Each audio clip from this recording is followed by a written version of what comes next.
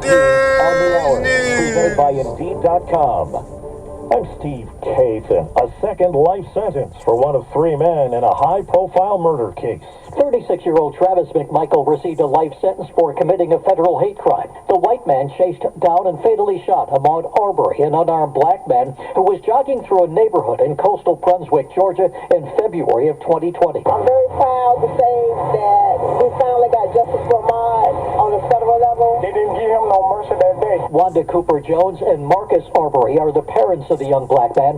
McMichael was sentenced to life in state prison after being convicted of murder. Jim Crisula, CBS News. President Biden is in Kentucky checking on the major flood damage today. CBS's Dan Lieberman says he'll also meet with first responders and victims. President Biden expanded federal aid to Kentucky, with FEMA providing more than $3 million in relief funds, and hundreds of rescue personnel have been deployed to help.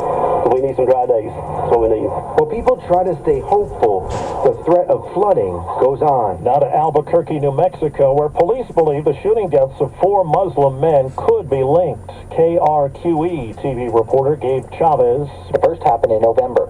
The other 3 happening in the past 2 weeks. Police believe all 4 of these homicides are connected, saying all 4 men were ambushed and shot. They're not calling them hate-related crimes, but say these men are being targeted because of their race or religion. Now APD is ramping up patrols near mosques and Muslim-affiliated schools. With House passage expected later on this week, Senate Democrats are touting the big spending bill that passed on a party line vote yesterday. Democratic leader Chuck Schumer says it targets inflation, climate change, and prescription drug prices. The most immediate is inflation, and some of the things we're doing in climate will reduce people's costs. Electric bills, appliances, electric cars. There'll be a real subsidy for electric cars, and it'll be easier to buy an electric car as well. But Nebraska Republican Ben Sass contends it's bad for the economy. The bill's title shows you what it is.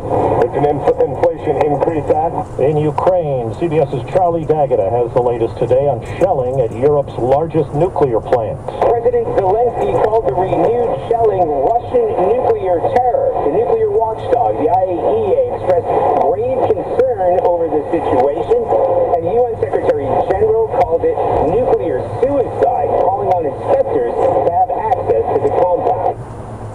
His publisher says David McCullough, the Pulitzer Prize-winning historian, has died. He was 89 years old. Wall Street, right now the Dow is up 17 points. This is CBS News. Well, that's today's news. Today's news. I didn't hear any good news, did you? I didn't think so. I guess it's all about perspective. The glass is half full. Well, as always, I want to thank you again for coming along with me on these Dash Cam News adventures. You know the drill. Peace, love, and all that hippie jazz. Bye-bye, everybody.